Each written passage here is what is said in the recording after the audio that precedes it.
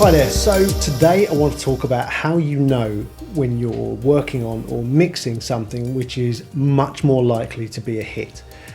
Now that sounds a bit ominous, none of us really know what's going to connect with the public, what's going to be a hit, but something happened to me a few years ago which made me realise there is something about hit records which non-hit records don't have. And I'll tell you what it was. I was mixing a gig and it was a sound check actually, and we were going through all the songs, and when I do a sound check for a live show I get the band to play certain songs which I know will give me what I need to know about the venue and the sound system, and give me a broad spectrum of knowing where I am while I'm mixing that show. So it'll be some of the hits, it'll be some of the others, it'll be a right mixture, and they'll play snippets of each sometimes. I suddenly realised that the songs which were the massive hits were much easier to mix, like much easier to mix. You know, whilst getting the sound together, they came together very quickly and immediately sounded great. And some of the songs which were album tracks or lesser known tracks didn't. And that wasn't because I didn't know how to mix them, it was something much more fundamental than that. It was the songs that were hits were better songs, better arrangements, better produced. They had a much more sparse arrangement quite often. There was room for the vocal, everything had a job, everything in the mix was doing something. There was nothing superfluous to the mix. So I suddenly realised after listening to quite a few of them that it's like this is a thing, this is a common thing, and maybe that's what the public latched onto and that's why they became hits. This can't be coincidence, and I don't think it is. And it reminded me of something else which a lot of sound engineers will come across in their careers, is that when you're starting out, you're probably mixing your own stuff, working on your own material, or you and a friend or someone you know, and then you might move up to working with like local bands and stuff like that, and you struggle as a sound engineer. You wonder what it is that you're doing wrong, and a lot of young engineers get caught up in thinking that it's the gear. They haven't got the right gear. If they had better gear, the mix would be easier, it would sound better. And it's not that. It's when you suddenly start working with really talented players or really talented programmers and producers, you realise that everything is easier for an engineer because it's been designed. The song and the construction of the song and the mix and how it all interplays, how the instruments work together, you know, the particular sounds of the drums, whether it's a drum machine or a live kit, the particular bass sound, the particular pad sound, the guitar sound, everything was chosen, and whoever it was that did that had the talent or just the experience to pick the right sounds and use them in the right places so that when you come to mix it, it's easy. And you know, when you're working with live bands especially, you know, when you're working with like amateur bands, you can struggle sometimes, you know, whether it's a live gig or whether it's in the studio, just trying to get a good sound. And it's a combination of things. Sometimes their gear's a bit shoddy, sometimes they don't know how to tune their instruments, sometimes they're just not very good players.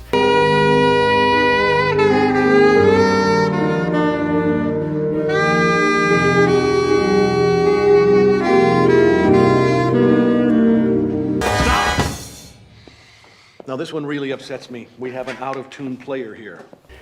And it's when you start working with professionals who are amazing players and you're mixing that and it's like, damn, this is easy, I sound great, I sound like I really know what I'm doing. And you probably knew what you were doing all the time, but you weren't being given the material to be able to show that.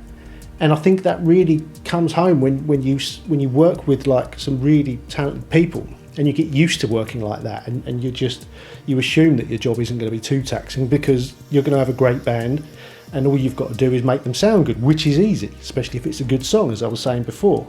So if you do that for a while and then you go back to working with some lesser musicians or less talented people or less experienced people, you're back to where you were. And I've had that happen to me, you know, after working with some really talented people for a long time, to suddenly work with some people that maybe weren't so good.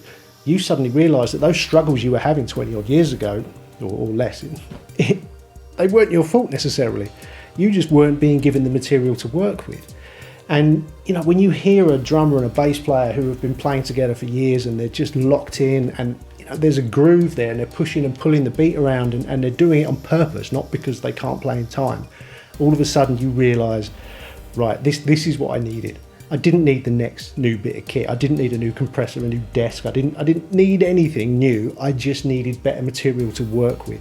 And I think that's really important because So many engineers these days who are sort of maybe teaching themselves online or whatever, they get caught up in a lot of this forum debate, which is always going on in places like Gear Sluts, where engineers who, yeah, there's a lot on there who have got amazing CVs, don't get me wrong, but there's also a lot of bedroom producers on there who spent loads of money on buying all the latest, greatest gear and are very vocal in what they think about it. What a load of shit. Yeah.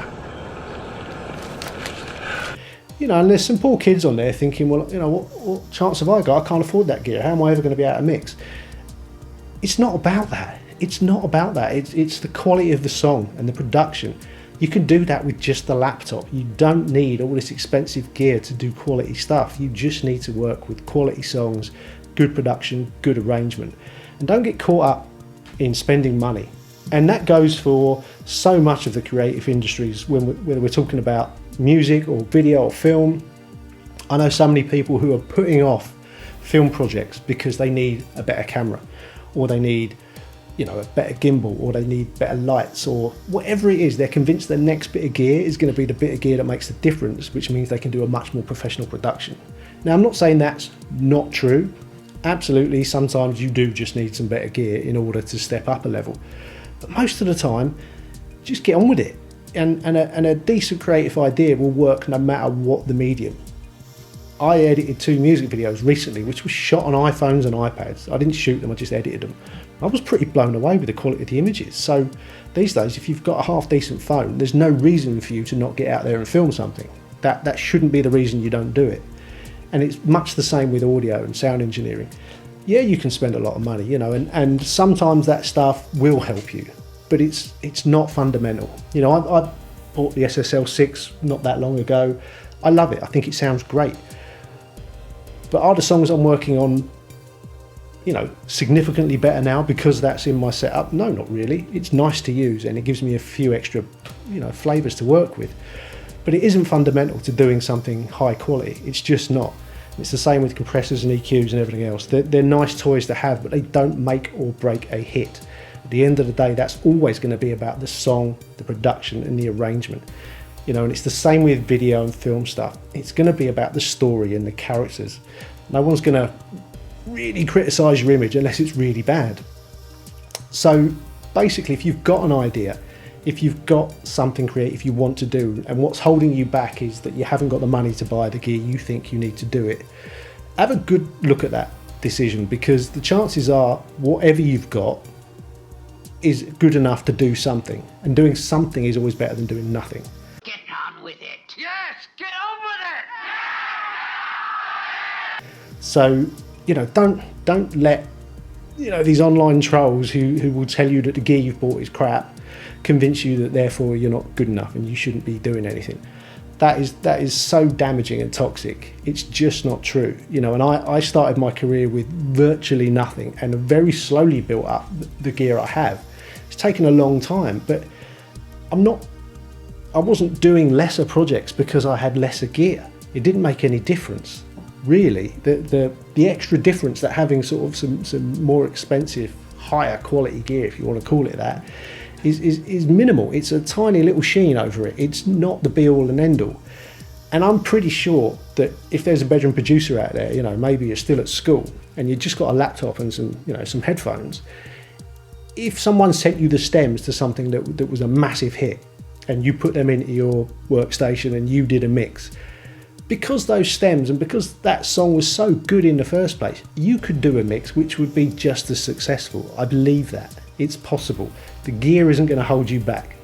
So never let that stop you starting your career or advancing your career or selling your services, getting out there and doing it, because it's really nothing about that.